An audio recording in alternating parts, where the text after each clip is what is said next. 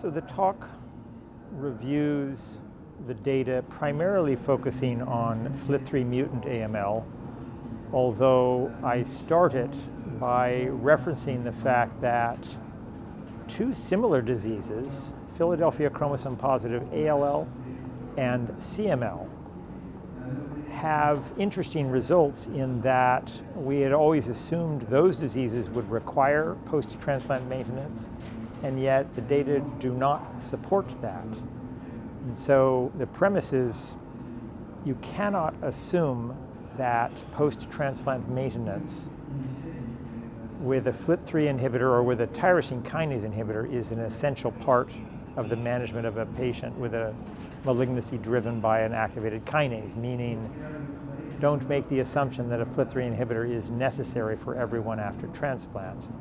And the premise of the MORPHO study was to ask the question, does everybody with FLT3 mutant AML who's undergone an allotransplant benefit from post-transplant maintenance? And the results of the study are very clear in that the answer is no, not everybody benefits.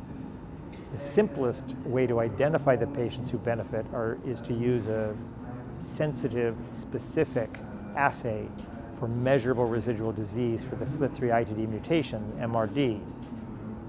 But in fact, there are probably other factors that influence it as well. So the assumption that everybody needed a FLT3 inhibitor after transplant was wrong, but we can identify those who do need it.